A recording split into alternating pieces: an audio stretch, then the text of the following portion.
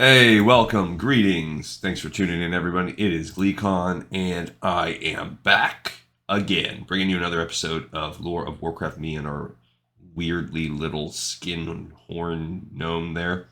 On our last episode, we got a 10th part of Ashenvale. It's kind of stretched out because of the travel involved and the Black Fathom Deep's kind of set up and stuff in the middle. But we're getting close to the end of that one. We pursued something called the Scythe of Elune, which was basically the Alliance storyline about why the Worgen exist and are where they are. Kind of similar to what happened if you did the Aragal questline in Silverpine Forest. Different quest completely, but some of the lore combines. So check that out if you're interested in that from the classic perspective, although I do think a lot of that's been kind of retconned. We'll find that out in future episodes when we play some future expansions. We've also been reading the World of Warcraft magazine. This is a Lore of Warcraft GleeCon exclusive.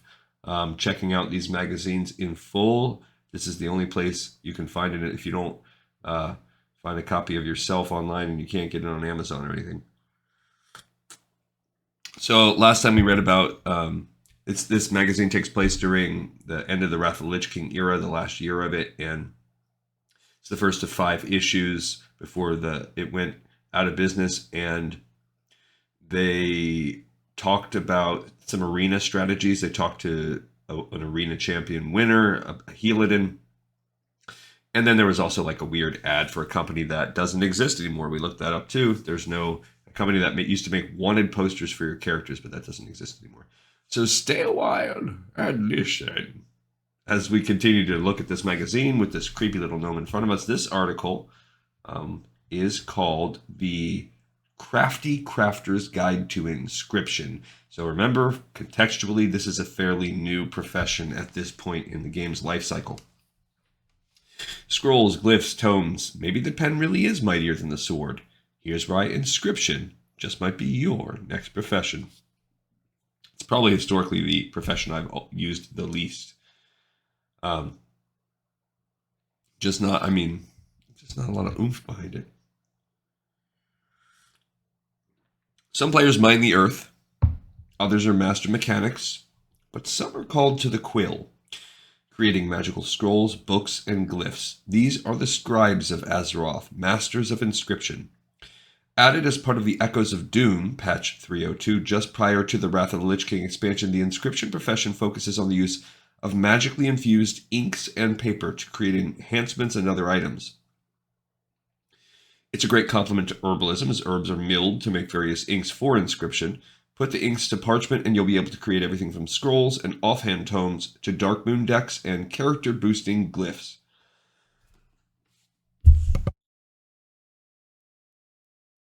Excuse me. I like the fact that you can help others, and the material costs aren't horrendous, says Dwight Walbridge, known to some players as Medros, hosts a podcast, All Things Azeroth. His character Conroe on Argent Dawn US is a scribe.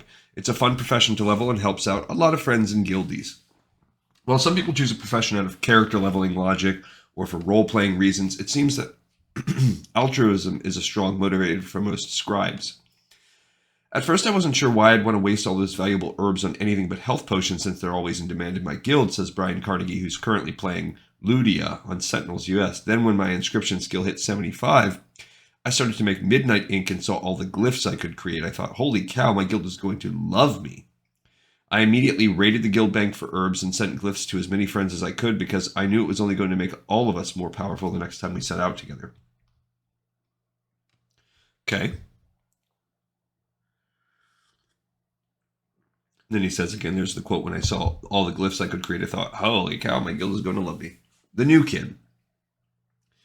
Others came to the profession out of sheer novel curiosity. I really only knew a little about inscription since it was brand new at the time, explains Brian Graham, who plays at Senbashi on Ravencrest US. I have a number of alts, each with profession, so rather than drop a profession I'd already spent time on, I chose inscription for my Death Knight to level up concurrently. My first thought, however, was rather than pay other people to outfit all my alts with glyphs, I'd just create them myself.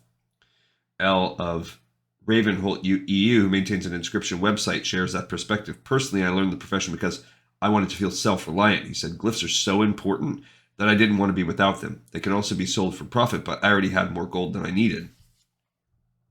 Is there such a thing as too much gold? Depending on what you create, Inscription can be a lucrative profession. It certainly was in late 2008 when basic herbs sold for many times their normal value and glyphs went for major gold.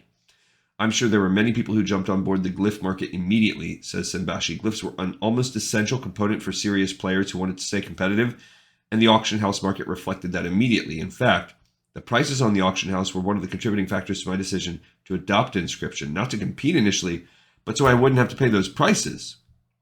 Yeah, and there's been some achievements that I've hunted down over the years, like Pandaren cooking achievements and stuff, where it's like, I'm just going to do all of it myself because it would be faster to grind the mats than it would be to grind the gold when the crap is so expensive. Tools of the trade. Each capital city has an inscription trainer as well as a supply vendor and a lexicon of power, a floating book inscribed with runes. When the profession launched, you couldn't attach a glyph to your character's glyph sheet unless you were standing next to a lexicon of power. With Secrets of Ulduar Content Update 3.1, that restriction was removed. Now glyphs are easily installed simply with a left click and a drag. The lexicons of power remain as visual markers for inscription trainers in capital cities. Yeah, so you can still see those around, but kind of like reagent vendors in retail, they just don't do anything anymore. Just as skinners wouldn't be able to work without a knife, scribes need to buy a virtuoso inking set before they can start putting pen to paper.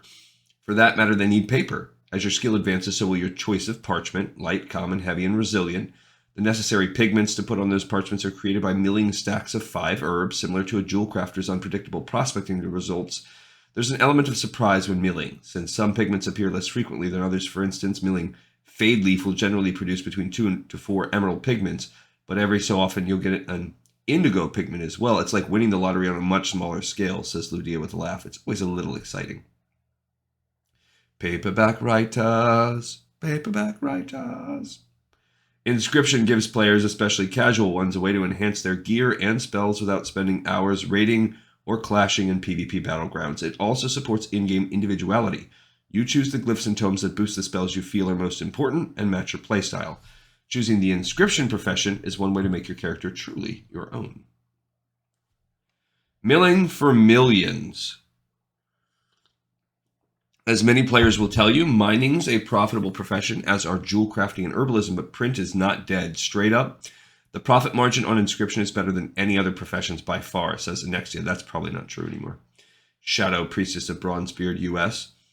The market has gotten a lot tougher since dual specs were introduced, but I still managed around 200 to 300 gold a week, adds Senbashi. This isn't a huge amount, but for a casual player such as myself, it's a decent income. Yeah, that's nothing now. And I'm sure you can get more now.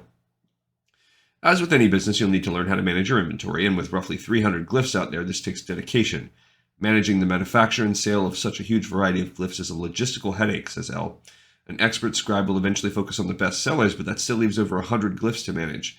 The answer then is to know your market. On my realm, says Medros, the warlock demon-based ones don't sell well, but druid, priest, and paladin glyphs are in huge demand. Also, if you have the recipes from the Book of Glyph Mastery, a random world drop from Northrend that teaches players new inscription recipes, editor, you're ahead of the game. At the moment, my favorite items would be the Dark Moon cards, says Richard de Jong, Choksa on Daggerspine EU. Senbashi agrees, but suggests you be patient with your investment. The individual Dark Moon cards run for hundreds of gold on the H, but they move very, very slowly. The other item I keep a full stack of is Scroll of Recall 3. Having a shorter cooldown on your Hearthstone nowadays is nice, but an additional Hearth ability on top of that when you need it, out on the other end of Northrend running dailies, priceless. I know, imagine it like if we played and it's like it was in retail, where it's like a 15 or 20 minute cooldown as opposed to the hour we now have to wait. Glorious glyphs. The bread and butter for many scribes are glyphs, since nearly every player in the game can use them, and all scribes can create glyphs for every class. Each player's glyph sheet is located as a tab under talents. It's split into 3 minor and 3 major glyphs, and these slots unlock at specific levels. You'll get your first major and minor slots at 15, another major at 30, minors at 50, and 70, respectively, in the finer major glyph when your tune hits 80. I freaking completely forgot about all these glyphs. This doesn't exist anymore.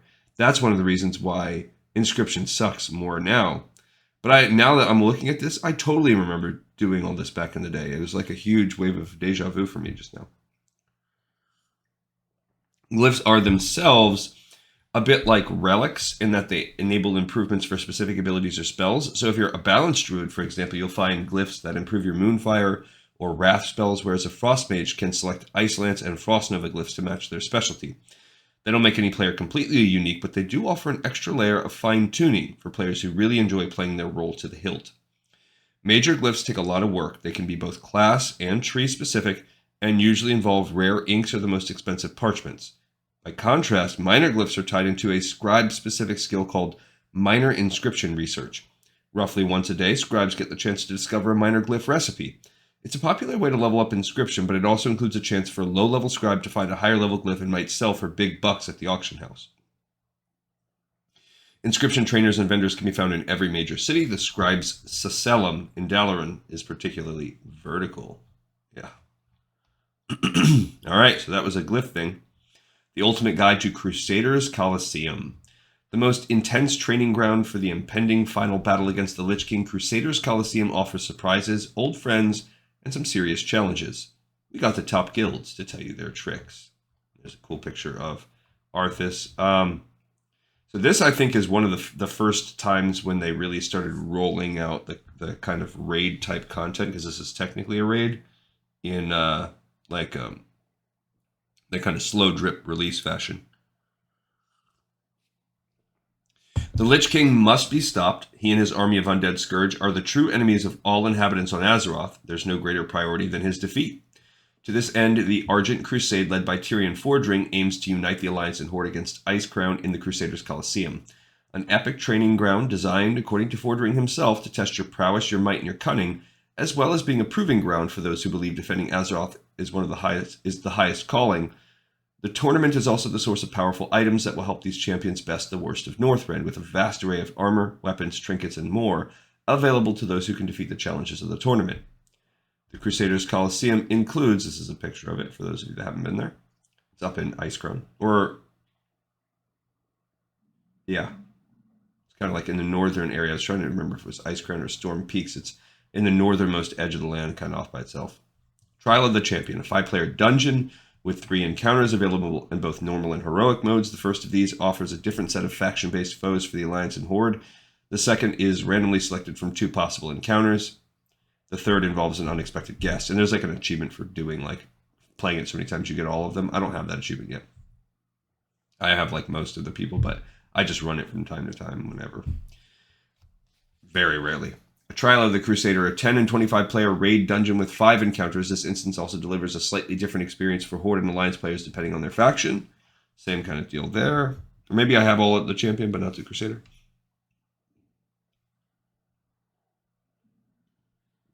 Trial of the Grand Crusader, a heroic version of the 10 and 25 person raid dungeon that can only be attempted once a player has defeated Trial of the Crusader. This is a far more challenging version of the instance designed to test for the very best.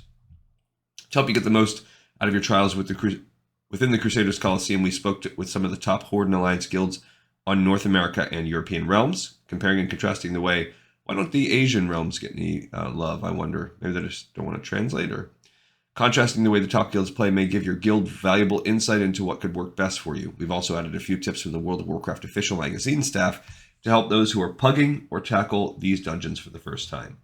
So our expert guilds, there's Method, an Alliance guild, they give their website.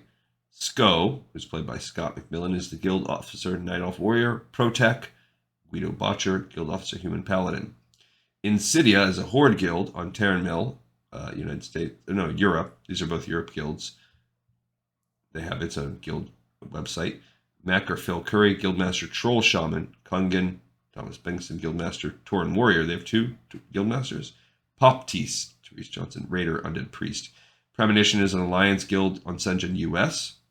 Zave, Andrew Vasello, is the main tank guild officer and raid leader, Human Warrior. And Cheesycraft, Amir Maboob, guild officer, Human Mage. And Blood Legion is a Horde guild on the US. Illidan server, Lollipop. Sabina Herman is a recruitment healing officer, Blood Elf Priest. And Ararat, Eric Abramian, officer, Orc Warrior, named after Diablo. History of the Colosseum. So this is people charging. This is the cinema. I don't know why I can't say that word right now. The cinematic That happens when you beat Dragonblight and can make your way into Icecrown when the gate falls down. So these are all clips from that movie. It's one of the coolest moments of that expansion. Road to the Colosseum. In Call of the Crusade, the Horde and Alliance have been asked by the Argent Crusade to set aside their differences and join forces to defeat a common foe, the evil Lich King, who commands his undead army from the Frozen Throne atop Icecrown Citadel. To that end, the Argent Crusade began the construction of the Crusaders' Colosseum. The need for the Crusaders' Colosseum is evidenced in the Battle of Angrathar the Wrathgate. At the barred entrance to Icecrown Citadel in the northwest of Dragonblight, High Lord Bolvar Fourdragon and Sourfang the Younger challenged the Lich King to battle. Sourfang died at the hands of the Lich King, and the Forsaken, led by Grand Apothecary Putris, attacked with a new plague from the cliffs above the gate, killing most of the Alliance and Horde forces and driving the Lich King back into his fortress. Sadly, any semblance of a unified Horde and Alliance effort was lost in the chaos, and the final fate of Bolvar Fourdragon remains unknown.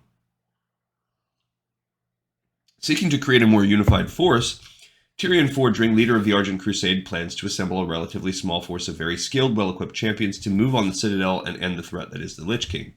The knowledge of what lies ahead draws many powerful enemies together, including Thrall and Garrosh Hellscream of the Horde, and Jaina Proudmoore and King Varian Wrynn of the Alliance.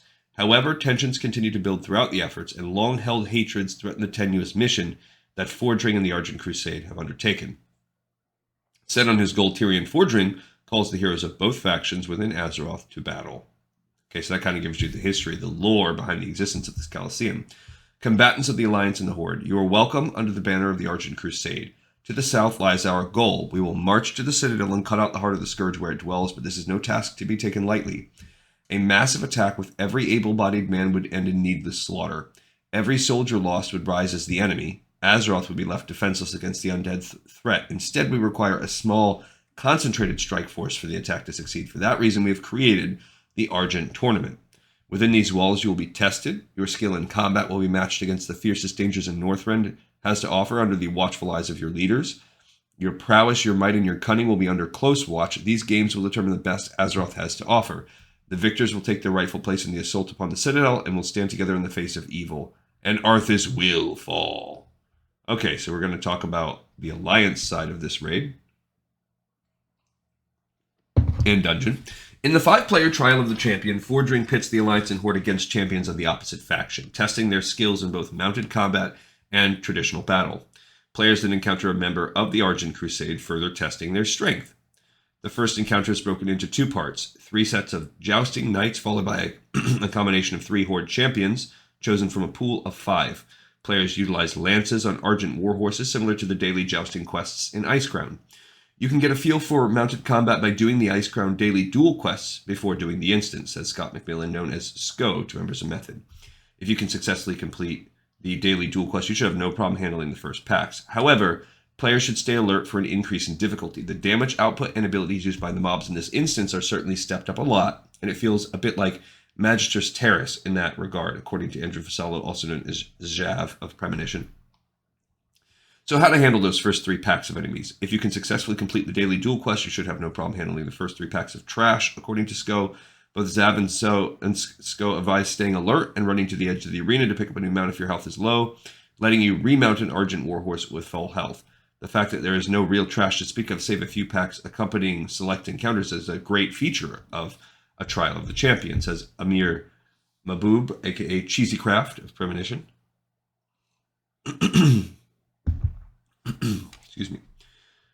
Naturally, the Horde champions present more difficult challenges. The encounter is composed of 3 randomly selected champions, each with their own unique set of abilities. Everyone begins the fight on warhorses. Our experts prefer to focus fire on an individual target during the jousting phase, utilizing the charge and shield breaking abilities while making sure to keep their own shields stacked up to 3 charges. The guilds we spoke to also suggest that it helps if the group leader marks the champions before the beginning of the fight and clearly states the fight order. This is particularly important if you're working with a pickup group or new people. That way everyone knows what to focus on. If you all start fighting different targets, you'll get into trouble. There, it restates that it helps if the group leader marks the champions before the beginning of the fight and clearly states the fight order. Also remember that if the worst happens and you die, release and run straight back in. This is one of the few instances that allows you to do that during a boss fight. Upon defeating the 3 champions on their mounts, they dismount and reset by the gates to get ready for the next part of the encounter, giving everyone a chance to re-equip their weapons and prepare themselves for combat on foot. Once dismounted, Alliance players will have to fight 3 of the 5 Horde champions at the same time, each offering a different challenge. The selection of these champions is random. It could be any trio from the quintet shown below. All right, so Jousting 101. You can defend. It reduces the damage taken by 30%. Stack this ability 3 times before the fight and refresh it whenever you have fewer than 3 stacks for maximum protection. Charge. It chooses the target and removes 1 layer of defend from it. This is your most powerful attack. Shield Breaker removes 1 layer of defend from the target from range. Use it to soften up the enemy before you charge. And Thrust. Basic melee attack on a different global cooldown than the other abilities. Spam whenever possible. Alright, and the 5 Horde champions. You can fight Deathstalker Visceri, who's an undead rogue. Biggest threat, throws poison clouds on the ground that deal damage to all players in the area. Visceri has the potential to do a great deal of damage, advises Cheesy Craft, so eliminate him before he has the opportunity to eliminate you. Skull agrees. Utilize your melee DPS to kill Deathstalker first due to the Fan of Knives, which also applies deadly poison. Move out of the poison clouds from the vial of poison that he will use on players periodically during the fight. Also, remove the deadly poison. Aresia Dawnsinger. Like Toleresia. I wonder if that's a D&D thing. I'm trying to remember where that name comes from. Aresia. A Blood Elf Mage. Biggest threats cast Polymorph on a random party member. Haste buff that increases cast speed by 100%. Cheesy Craft feels Dawnsinger's complement of standard mage spells makes her less of a threat than the other champions. As long as her haste buff is repeatedly stolen or dispelled, she's quite simple, and of course it makes sense to keep your distance to avoid blast wave damage. Sko notes that standard mage rules of engagement apply. Interrupt as many of the casts as possible, especially if Polymorph is being cast on your healer, advises Sko. Mokra, the Skull Crusher. An Orc Warrior. Biggest threats, Mortal Strike reduces healing received by the tank by 50%. Bladestorm dishes out massive AoE damage. Mokra is potentially as threatening as Visceri, warns Cheesy Craft. If Visceri is not present, I suggest killing Mokra first. Keep your cloth classes and ranged attackers away from him, and be sure to react if you target someone other than your tank. Kite him during Bladestorm, as his movement speed is reduced. Let's go. Stun him as often as possible to try to reduce Mortal Strike uptime on the tank. Runok Wildmane is a Tauren Shaman. Biggest threats, Healing Wave and Earth Shield heal himself and allies. Interrupt as many of the casts as possible, which include Chain Lightning, Healing Wave, and Hex of Mending. Advises Sko, if possible, decurse Hex of Mending and use Spell Steal and dispel it liberally.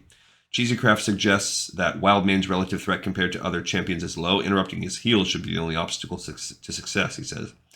And Zultor is a Troll Hunter. He kind of looks cool.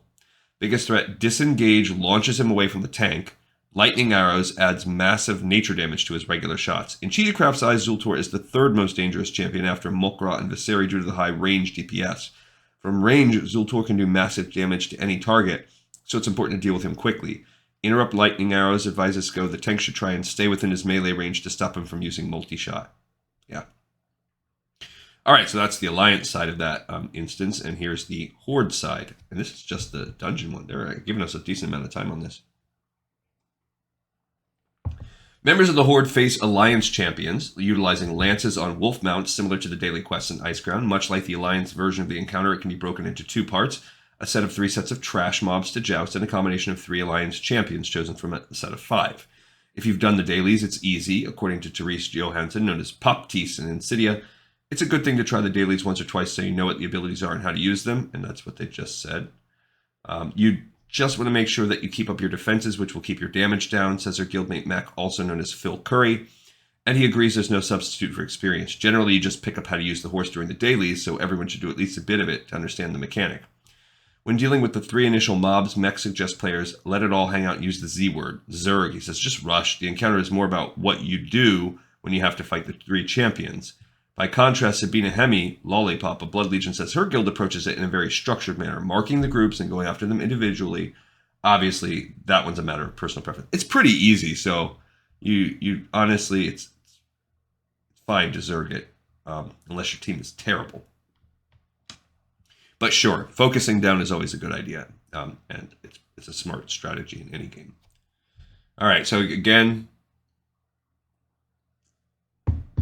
this is the exact same Jousting 101. I don't know why we have to replace it in case you just... I'm Horde, so I'm skipping over those other pages. gives you what the 4 moves: defend, charge, shield breaker, and thrust do. The words aren't even different. General tactics: the luck of the draw can work against you, so be prepared for the worst and be grateful if you get an easier combination. The combination of the hunter, the mage, and the rogue is just awful. Yeah, that I was just thinking that. Like, man, if you get the 3 hardest ones, according to Poptees, that usually comes with a wipe. Whenever possible, Ararat says Blood Legion eliminates the healers first. The shaman is the only one who actually heals, so take him down first, then kill the melee. Guildmate Lollipop agrees your priority should be the shaman, the rogue, the warrior, the hunter, and then the mage. Once you knock the champions off the mounts, immediately equip your weapons and get to your tank as soon as you can, suggests Mech. Otherwise, it will be very hard for the tank to pick it up. And when you're killing the champions, make sure the leader marks a mob so everyone knows which one to attack. That's pretty important in my opinion.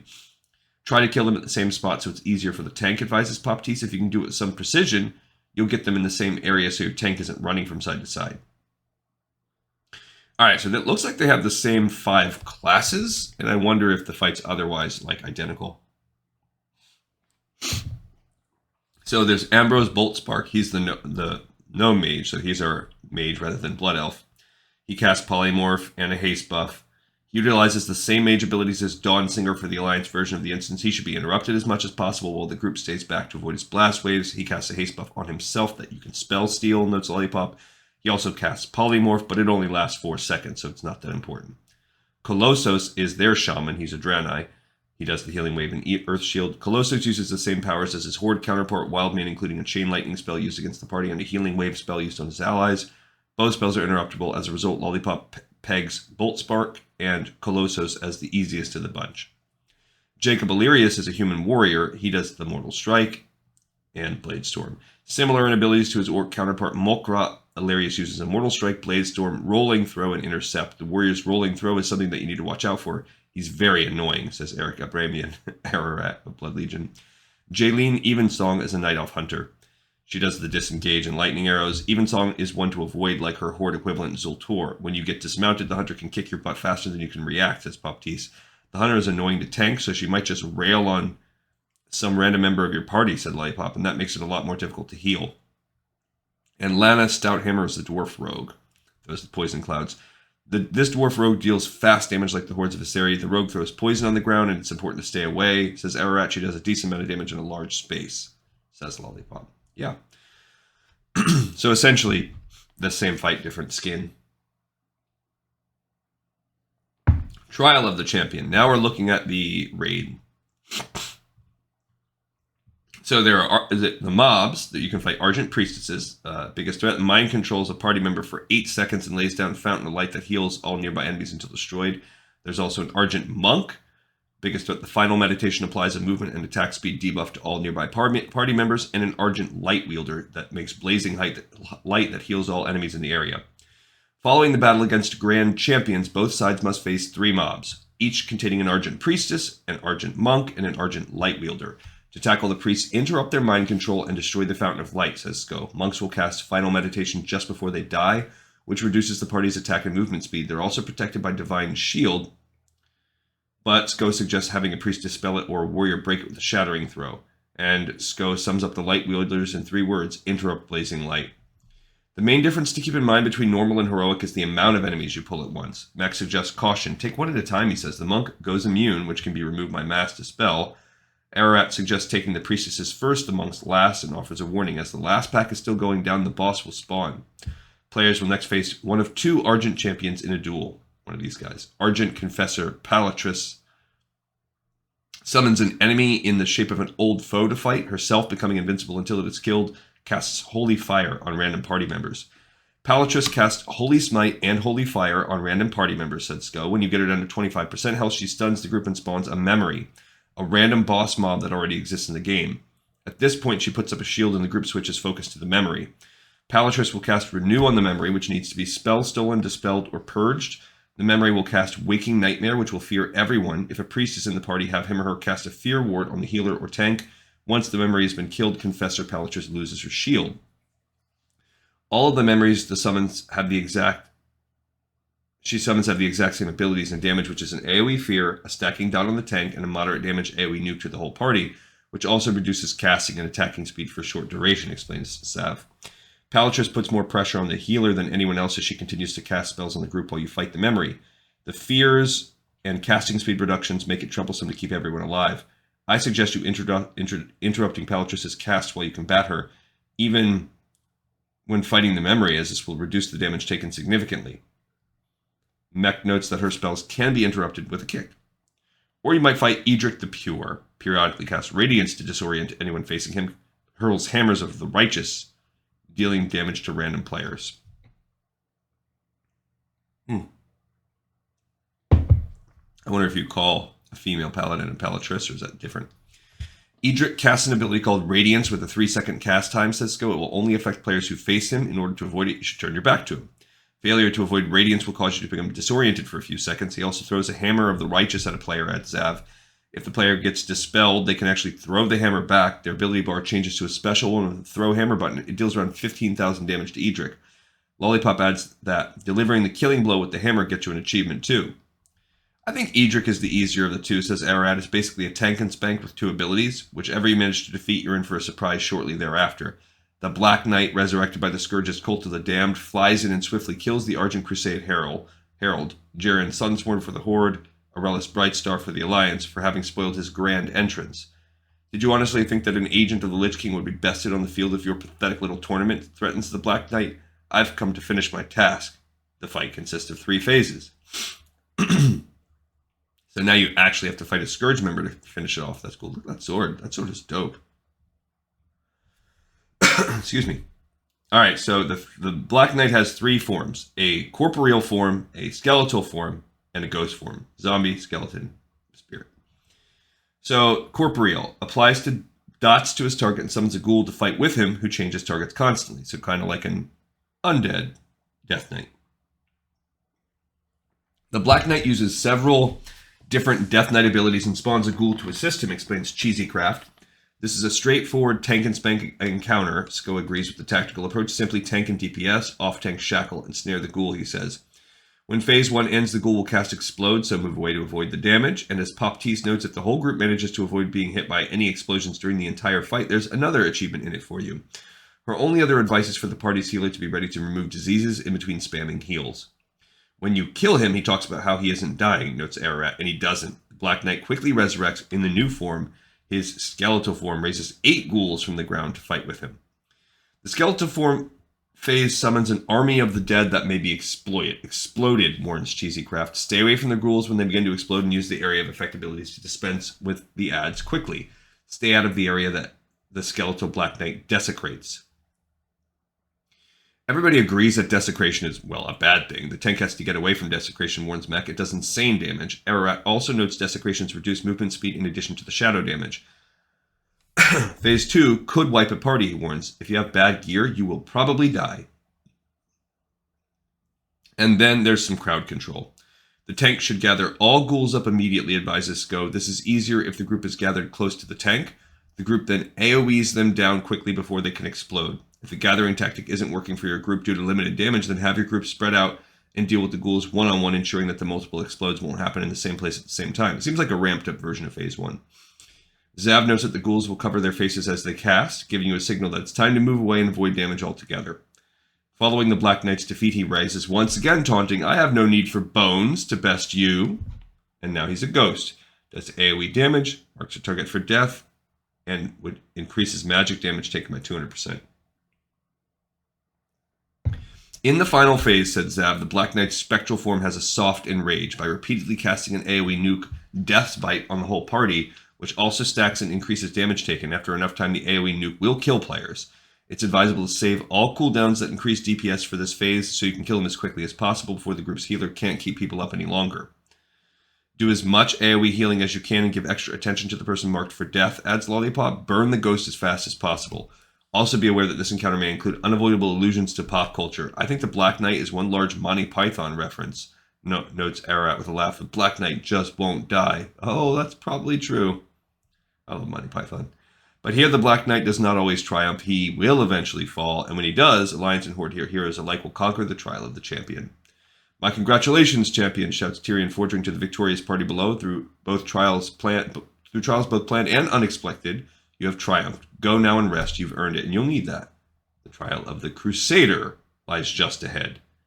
So we did trial. This is, I think, the big raid, maybe? Yeah, so you have the Trial of the Champion. Oh, so that's the final phase of the Trial of the Champion. That was all the dungeon. Now we're on to the actual raid.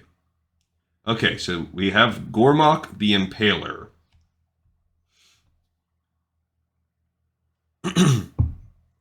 Trial of the Crusader is a 10 and 25 player raid dungeon with 5 encounters. Only after defeating Trial of the Crusader are players eligible to attempt Trial of the Grand Crusader, a heroic version of the 10 and 25 person runs. The guilds we contacted offered advice for both, except where otherwise noted. Suggestions here can apply to either version of the instance. To begin the test, Forging has assembled a menagerie of dangerous and deadly bosses, collectively known as Northrend Beasts. So Gormok, the biggest threat, he impales his target, stacking a heavy bleed dot on the tank over the duration of the fight, periodically throws snowballs that latch onto raid members' heads and stun and interrupt spellcasts. Gormok the Impaler is a Magnetar. Cheesy Craft of Premonition feels there aren't many ways to fight this guy. I'd say you should just bring 3 tanks to minimize the chance of a wipe. When running the 25-player version, Mech advises the use of 6 healers in 25-player, but notes that only 2 tanks are needed for the 10-player version. Impale stacks on the tanks, so you have to make sure to switch them out, adds Thomas Bengston, who plays Kungin in Insidia.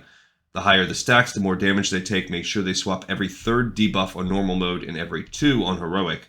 Bring the boss down first so he isn't on your back when the other bosses arrive. Keep all casters 15 yards from the boss so staggering stomp doesn't interrupt them.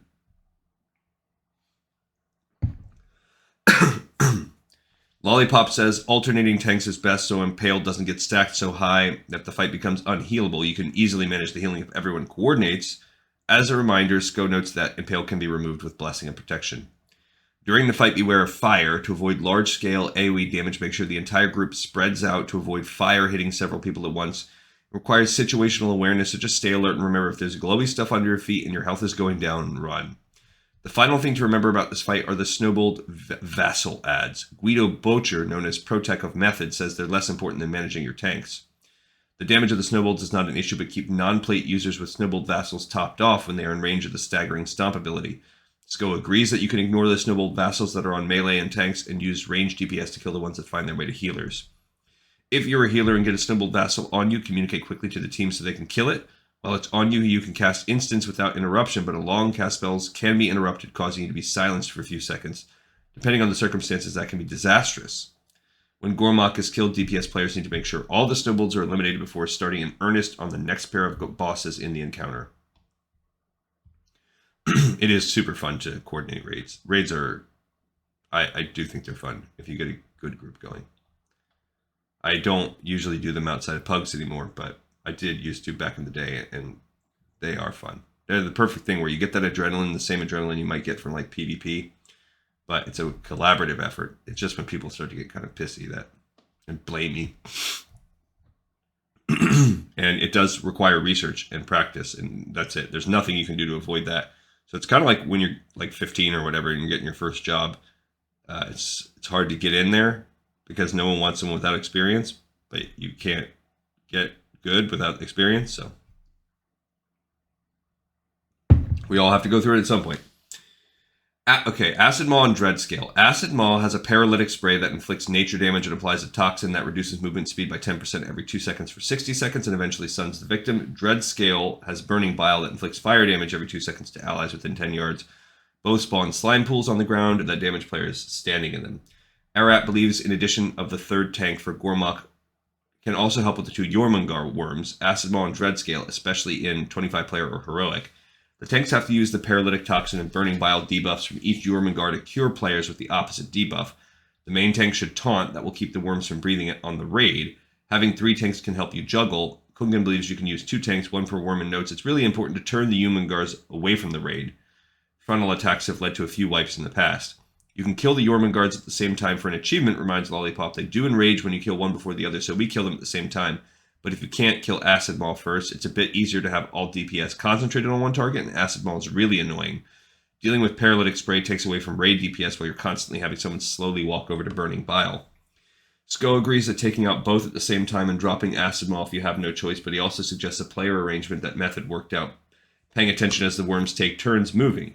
Ranged and healers spread out about 10 yards to avoid multiple Paralytic Toxin and Burning Bile debuffs. Melee DPS should always be on the worm that's moving to avoid the chance of Burning Bile and sweep at the same time. The first Burning Bile is always cast on the Dread Scale tank. They should wait for a breath or be replaced by another tank before moving into the raid to cure Paralytic Toxin. The healers need to make sure they can cover the whole area without being perfectly spread. Suggest Protect. Watch out for fire hitting the melee camp. Holy Paladins are really great for this phase because of their beacon ability. They can easily heal the tanks while staying in a safe range to the other raid members. And communication is important. Every healer of the raid needs to know who has the debuff since those players need extra healing. Ice Howl. Then comes the last of the Northrend beasts. Ice Howl, a Yeti. He charges at the location of a chosen target, damaging everybody in its path, breathes ice at a target, dealing damage and stunning and silencing all players caught in the middle. Lollipop believes you only need one tank for Ice Howl. You don't want a huge clump of people near each other because they'll all get frozen and no one can heal anyone, she says. Have everyone, including melee, spread out around him and behind him. He does a whirl which knocks melee attackers back. We either have the tank and with their back to the wall so they can't get kicked back, or have a druid tank and then charge to get back to the boss. Periodically, Ice Howl will go to the center of the room and knock everyone back to the wall with massive crash, preparing to charge. Everyone is stunned for a few seconds before he picks someone and charges toward them to the wall. If he charges you or anyone near you, run directly left or right along the wall as soon as the stun wears off and let him hit the wall. He'll be stunned for 15 seconds and takes 100% more damage during that time. If he does hit a player, he gains Frothing Rage, which increases his damage and attack speed by 100%. Hunters and rogues can help here. Frothing Rage can be removed by Tranquilizing Shot and Anesthetic Poison. Whirl can also be used to gain an advantage. Melee DPS can increase their damage time if they stand in a place assuring they'll be knocked into a wall during the whirl. Suggest go. That lets them get back to the boss faster. For the healers, Protect notes, don't underestimate the Arctic Breath. Shamans and priests are the best choice to counter it. Try to time the healer and tank cooldowns after the boss has charged into the wall and is about to start his melee attacks on the tank. Also, Sko notes that if Ice Howl hits with Ferocious Butt, he'll stun the player for 3 seconds, then hit for high damage. That's also a good time to use cooldowns on the tank. It's essential to make proper use of the cooldowns, warns Protect, because the tank can get a normal melee hit and a whirlwind at the exact same time. The healers need to make sure that the raid's health is topped off before Ice Howl performs massive crash and throws everyone against the walls, or else the damage might finish off some of your raid members with low HP. Alright, then Lord Jaraxxus steps in. He does Incinerate Flesh, which absorbs healing done to the target and reduces damage done by 50%. If the spell is not removed by healing, it will cause damage to all nearby allies. He also summons Infernal and Mistress of Pain minions that attack the raid. The best laid plans go awry once again. Grand Warlock Wilfred Fizzlebang attempts to summon a Doom Guard for the next challenge. The gnome accidentally summons the Demon Lord Jaraxxus, who swiftly kills Fizzlebang for his efforts. Jaraxxus immediately turns his attention to you. Mech suggests you spread your healers around the room. At least 2 or 3 healers should have range on all in the raid in 25 player. But Protect feels the battle against Jaraxxus is all about avoiding damage rather than a healing battle. On that note, Jaraxxus likes playing with fire. Lollipop advises to be aware of the Legion Flame debuff and the Legion Fire, and walk away from the flames you're creating under your feet. Incinerate Flesh absorbs a fixed amount of healing and morphs into the Burning Inferno debuff if not healed or removed, she warns. Generally, just make sure your healers heal the person hit by incinerating flesh. If you stay on top of it, the healing requirements for the fight are pretty low. Jaraxxus also summons Mistresses of Pain. They spawn and do quite a bit of damage, says Ararat. One of them counterspells multiple people for a long time, and you can't really ignore them. There's also an achievement for killing Jaraxxus with 2 Mistresses alive. You just have to be careful. Mech particularly warns against Soothing Kiss, which locks out a spell school. It's particularly bad for healers to be interrupted and lose their healing powers. Priests need to cast shadow spells to avoid getting their healing locked, and shamans should use fire spells. It's really important to handle the mistresses well. Sko notes that all DPS should focus on the mistresses, and range DPS should focus on Fell Flame Infernals. Infernals are stationary a lot of the time, just spamming fire, so move out of it. And in Heroic, all DPS should focus on killing the volcanoes and portals as soon as they spawn. The boss will be dragged next to them. For tanks, Kungan notes that some of the Jaraxxus logistics are a bit difficult. The boss doesn't deal that much damage, and as a warrior, you need damage to get rage. Better to use a Death Knight or Paladin. Sav sums it up in a few thoughts. It isn't a very difficult fight. You just have to be alert and pay attention. Making mistakes is what makes the encounter hard. So if you're on your game, you should finish it up no problem and kill those ads. And then the faction champions.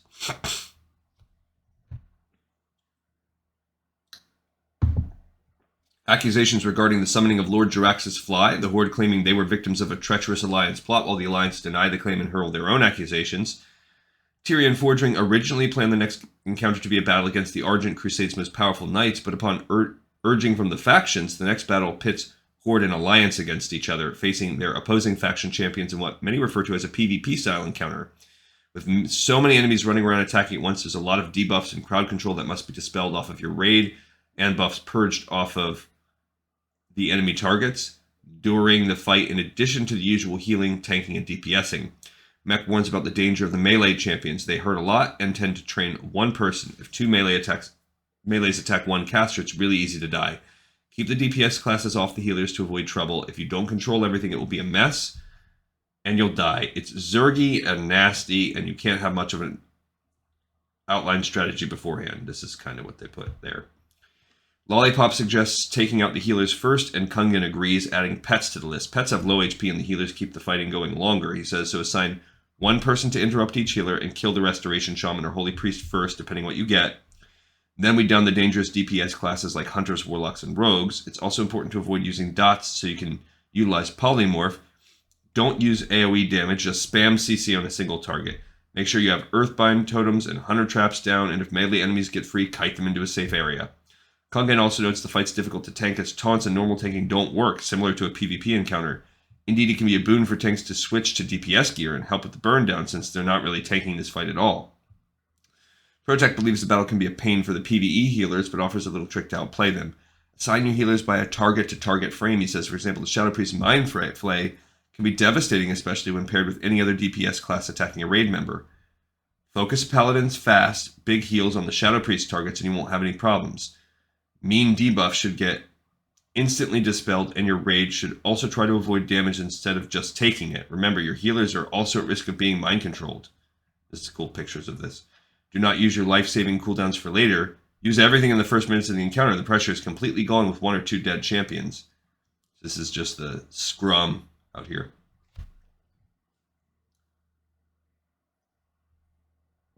Sko suggests assigning an interrupter to any faction champion healers. Remove the most dangerous faction champion DPS classes first, using heroism and cooldowns on the pull, and utilize burst damage to quickly eliminate one target. We often choose to kill the rogue first due to Shadow Step, Phantom Knives, and poisons.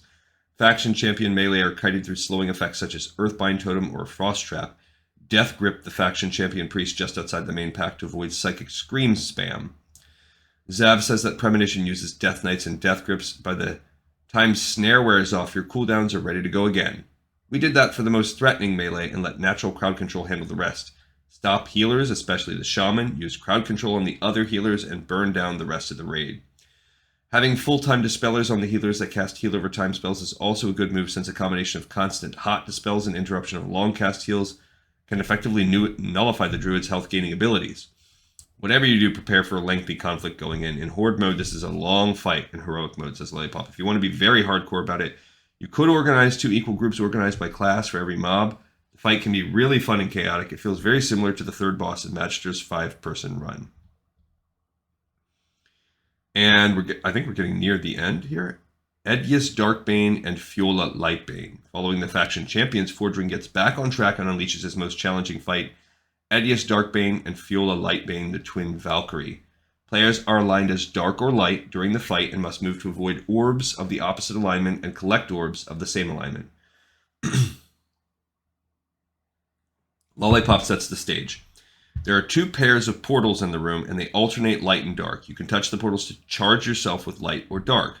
During the fight, light and dark orbs float through the room. Collect an orb that matches your charge to power up and do additional damage, and avoid getting hit by the opposite color orbs, as they will explode and do damage if they hit a person with an opposite charge. We have the raid split up evenly by class on either side of the room, she explains. Watch for Power of the Twins, which puts out 30% more damage. A periodic emote will tell you to switch light or dark, so have everyone ready to get either charge within 10 seconds. During Twins pack, they shield themselves and start casting for 15 seconds and absorb a fixed amount of damage, and then heal for a percentage of their HP. Make sure to burn through the shields on time to interrupt the heal. It might help to think of managing the light and dark orbs moving around the room in terms of goal keeping. We have 1 tank covering the west side, 1 healer and DPS covering the east side, and 1 healer and DPS covering south or north side, depending on the fight, says Sko. The 2 healers and DPS select the opposite color of the raid they are protecting. They use the vortex to switch color as necessary. Shields don't require color switches, but all DPS players assist on the shield. You gain Empowered Light or Empowered Darkness when the stacks reach 100 for one side. Jeez, yeah, so this is long enough for 2 pages. Insidia also uses 4 camps, 2 melee and 2 ranged, 1 for each color. Mech lays out the basics. We stand near portals of opposite color and DPS the opposite Valkyr. We actually use 1 Soaker on each portal behind the team. Usually our ranged DPS works as Soaker since they do more damage with the higher stacks of orbs, but you have to have good players and good communication with the person on your side. Premonition also likes the 4-group approach. We put the twins in essential positions as GC Craft. Then we spread the ranged DPS around to create 4 groups near the corner portals in a circle around the twins. If you can avoid the orbs, you should be able to deal with everything else going on. The hard part is when the twins start casting Vortex and Twins Pact at the same time, and all the balls spawn while you're trying to change colors, says Kungin. You have to remember you can't go after the same color anymore. It's pretty hectic. Healers have to watch the raid and orbs at the same time. It's a heal-heavy fight. We usually use 7 healers, keeping everyone alive because you need the DPS to get through Twins Pact. Constantly be aware that what color you are and the color of the balls around you, and things get tight. Save Bloodlust or Heroism for the end of the Twins Pact shield. ProTech recommends 1 or 2 healers should heal the tank, depending on the difficulty. Even this high raid damage can be taken care of pretty easily since it's static.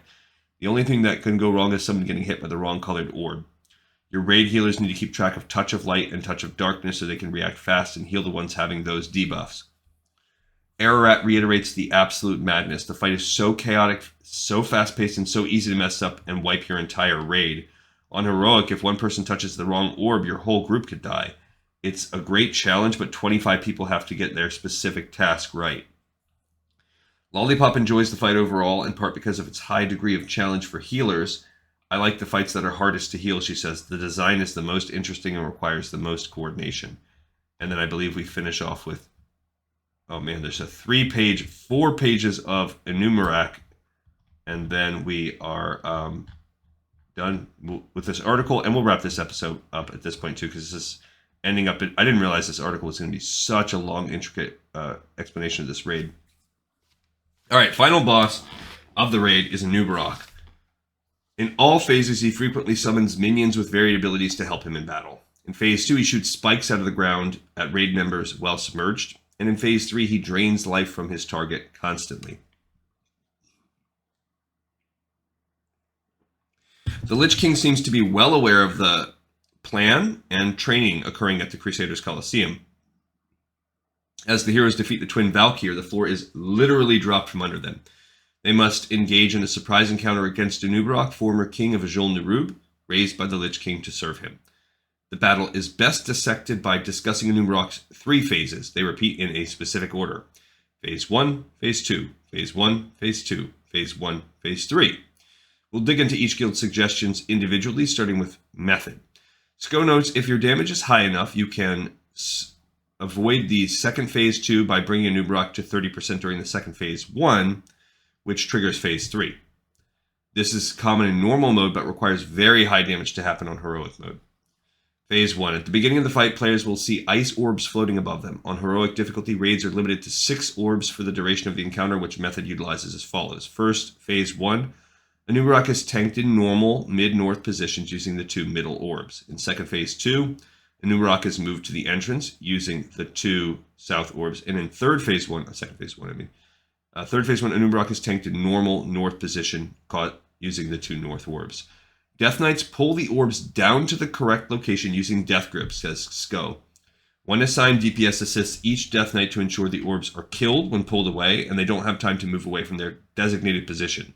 SCO adds that even though normal mode players have access to an unlimited number of orbs, utilizing the orbs with this strategy will allow players to practice placement and strategy for the more difficult heroic version. There are also adds to contend with during this phase. Method uses 2 warrior tanks and block gear to handle them. This significantly decreases the damage potential, and Shockwave is a perfect interrupt for the Shadow Strike ability cast by the adds, says SCO. These tanks pick up the adds themselves. One takes east, one takes west, on the ice on either side of Enumerak. Phase 1 is simply about doing maximum damage to Enumerak while killing the adds that spawn throughout. These careful tactics have proven effective in heroic mode and were developed and practiced in 10 and 25 player normal mode, preparing for the 25 player heroic runs where every move really counts. In Phase 2, about 10 seconds before Anub'arak burrows, the main tank drags him away from the ice. This ensures that you can tank the adds on the ice, and it isn't instantly wasted by Anub'arak's first impale, since Anub'arak is normally being tanked on the same position as the adds, explains Sko. The impaled target runs as far away from the ice as possible before receiving Hands of Protection from a paladin, then uses a swiftness potion to run back through the impale, and finally stops the chase by running through the ice. Man, that's a lot of setup. Meanwhile, small bugs are brought down by the ranged DPS and melee DPS when possible. As Phase 2 comes to an end, the Death Knights pull down the orbs from the next Phase 1 in directing where Anub'arak will be tanked when he reemerges. Like, this is so complex, like, you need multiple Death Knights like that to not be able to survive without specific class compositions is crazy.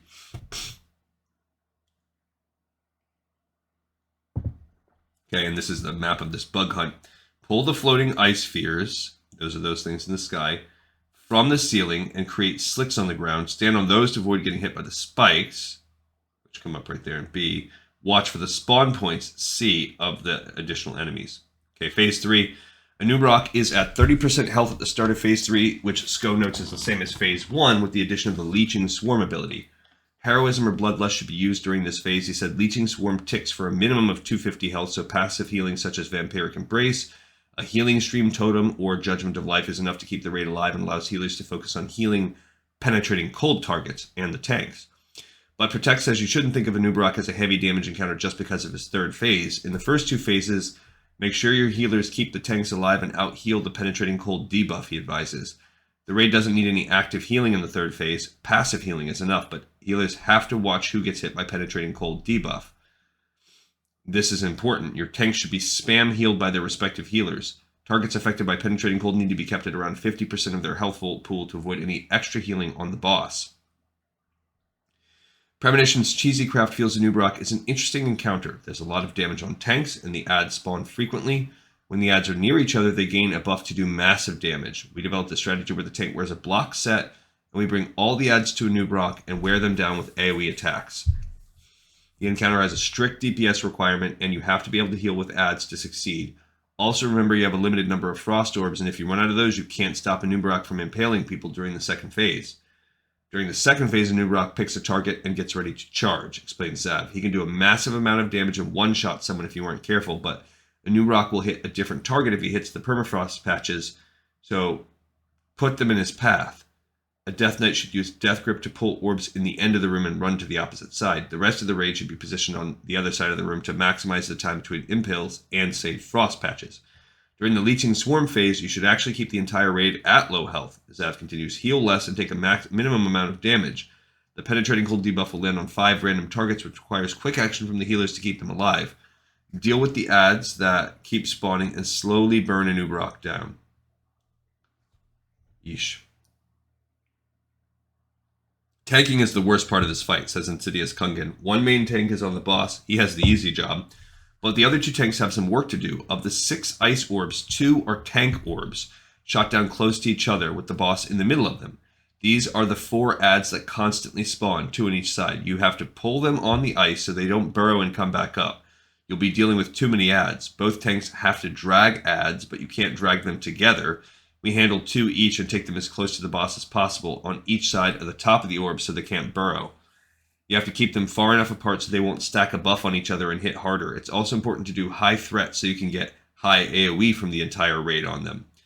Mac warns that if you don't interrupt the adds, you can fall victim to a one-shot. Keep them on the ice so you don't worry about the burrow.